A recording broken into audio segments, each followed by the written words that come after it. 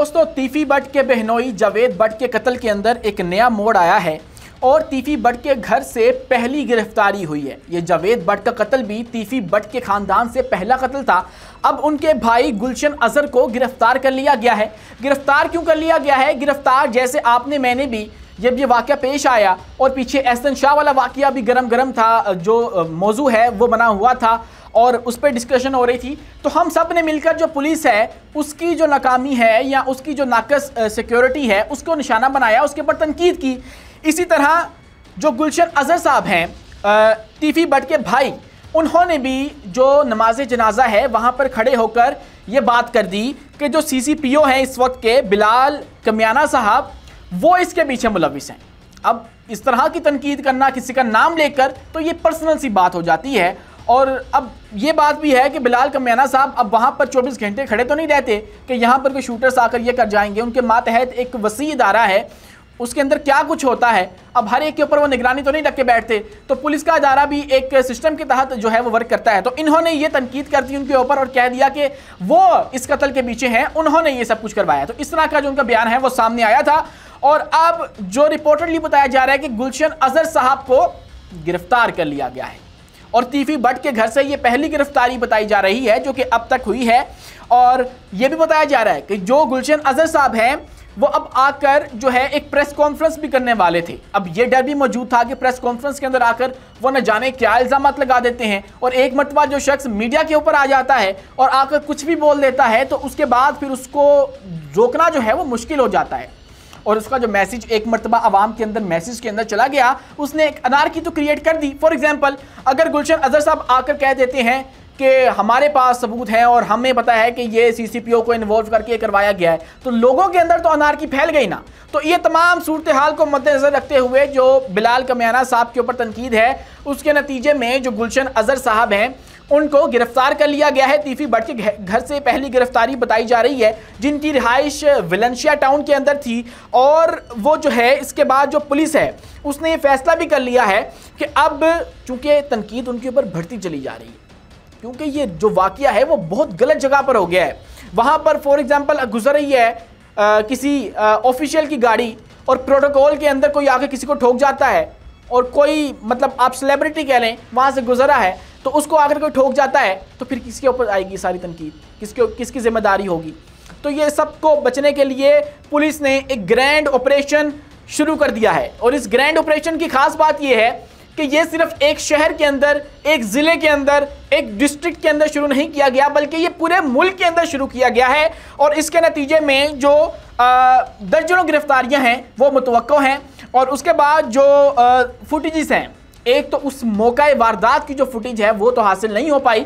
जो इब्तदाई तफ्तीश है उसके मुताबिक जो उस वक्त की कैमरे थे वहाँ पर वो ख़राब थे, तो इसलिए उन्होंने उस वाक़ये को रिपोर्ट नहीं किया। लेकिन है ये एक मुनज़्ज़म काम, ये ऐसे अचानक नहीं हो गया कि कोई नशेरी बैठा था, नशे में टुन हो गया और वो उठकर जाकर उसने काम कर दिया, बल्कि ये एक मुनज़्ज़म तरीके से एक सिस्टमेटिकली मर्डर किया गया है और इसका एक मैसेज है। अब वो मैसेज क्या है या उसके पीछे चाल क्या है, क्या मुहरकात थे इसके, ये तमाम चीज़ें अभी जो है इनके ऊपर से पर्दा उठना बाकी है। लेकिन अभी ये हुआ है कि पुलिस अब मुकम्मल तौर पर मुतहरक हो चुकी है। जो बताया जा रहा है कि 100 से ज़ायद फुटेजेस कैमरे की हैं वो हासिल कर ली गई हैं। उस कैमरे की तो नहीं हासिल हो सकी, लेकिन इर्द गिर्द जितने कैमरे थे लाहौर के अंदर और कोई ना कोई तो काम कर रहा था। अगर किसी ने अपना असर रसूख इस्तेमाल करके उस कैमरे को बंद करवा दिया जो उस वक्त वहाँ पर था, तो बाकियों को तो नहीं उसने करवाया होगा, इतनी तो उसके ज़हन में बात नहीं आई होगी। तो पुलिस ने उन शूटर्स को पकड़ने के लिए, और लग ये रहा है कि पुलिस करना चाहे तो कर सकती है। ये आपको पता होना चाहिए कि पंजाब पुलिस की बात इतनी सख्त है, अगर वो काम करना चाहे, किसी को इंसाफ दिलाना चाहे तो वो दिला देती है। मसला सिर्फ आता है जहाँ पर काहली का मुजाहरा किया जाता है और निज़ाम में मौजूद कुछ गलतियाँ होती हैं, खराबियाँ हैं, जब वो आड़े आ जाती हैं तो तब मसला बनता है। तो अब पुलिस लगता है कि जो मुल्ज़िमान हैं उनको कैफ़रे किरदार तक पहुँचाने के लिए मुतहरक हो चुकी है और कैमरे की जो फुटेजेस हैं वो हासिल कर ली गई हैं। जाहिर है शूटर्स वहाँ से निकले हैं तो आगे भी तो कहीं पर गए हैं ना, तो आगे से जहाँ पर वो गए हैं तो उनको लोकेट कर लिया जाएगा। और ज़रा ये बता रहे हैं कि इस वक्त पुलिस जो है वो पूरा उम्मीद है, एक तो गिरफ्तारी उन्होंने कर ली उस मशकूक गाड़ी के मालिक की जिसके अंदर रैकी की गई थी, लेकिन ये भी मुमकिन है कि ऐसी वारदात के अंदर जो इस तरह की व्हीकल्स इस्तेमाल की जाती हैं वो अक्सर चोरी की निकल आती हैं और फिर मामला जो है वो फिर लटक जाता है। लेकिन अभी जो तहकीकात हैं, अभी इब्तदाई तहकीकात हैं, उनके मुताबिक जो है ये फुटेजेस हासिल कर ली गई हैं और पुलिस पूरी उम्मीद है कि हम उन शूटर्स को हासिल कर लेंगे और उनको पकड़ लिया जाएगा। और इसी के साथ अगर हम बात करें उन मुल्जिमान की जिनको नामजद किया गया था, तो सबसे पहले आप ये ज़हन में रख लें बात कि जो पर्चा करवाया गया है ना, माहिरीन के मुताबिक ये गलत करवाया गया है।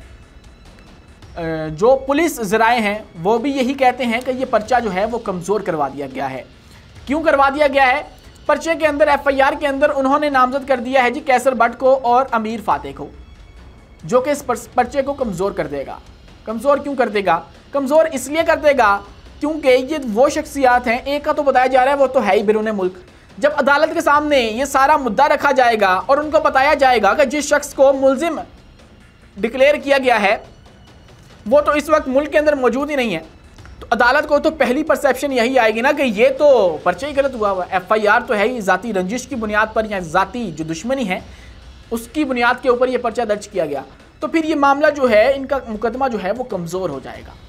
और अब लगता यह है कि इसका इदराक जो है वो मुद्दई पार्टी को हो चुका है और अब मुद्दई पार्टी जो है पुलिस के साथ जो इन्वेस्टिगेशन है वो नहीं, जो कोऑपरेशन है वो नहीं कर रही और उनके साथ ताउन नहीं किया जा रहा। तो अब जब ये सब कुछ हो रहा है, एक तो जो मुल्जिमान हैं कैसर बट साहब, उन्होंने अपनी ज़मानतें अभी तक नहीं करवाई हैं ताहाल, और उनके जो नाम हैं वो ब्लॉक लिस्ट में भी डाल दिए गए हैं, वह मुल्क के बाहर नहीं जा सकते हैं। और इसके अलावा जो है वो अंडरग्राउंड भी हो चुके हैं। और अब जब ग्रैंड ऑपरेशन शुरू हो चुका है तो इसके अंदर बहुत सारे नाम जो हैं उनको आने का खदशा है और बड़ी गिरफ्तारियां जो आने वाले दिन हैं आप उनके अंदर देखेंगे।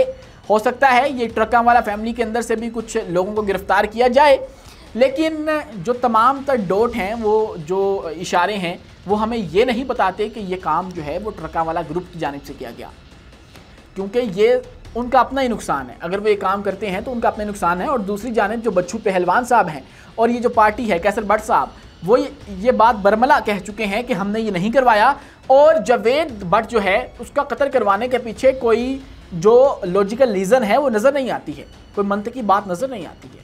वो समझते हैं कि इनका, कैसर बट साहब कहते हैं कि वो जो शख्सियत है वो तो एक बिज़नेस पर्सनैलिटी थी, वो तो एक ताजर शख्सियत थी और उसको कत्ल करवा के हमने क्या ही ले लेना था, उससे हमारी जो दुश्मनी है उसको कोई ख़त्म तो नहीं हो जानी थी।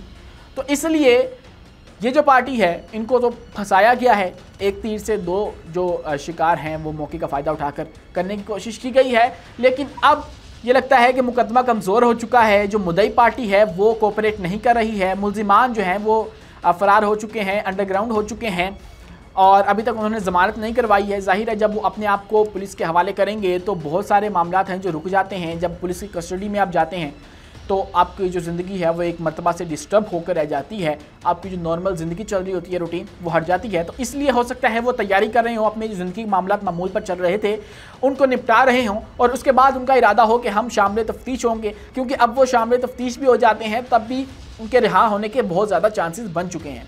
FIR कमज़ोर है, अदालत के सामने जाएगी तो ये मुकदमा वहीं पर धबरदूस हो जाएगा और मामला जो है वो ख़त्म हो जाएगा।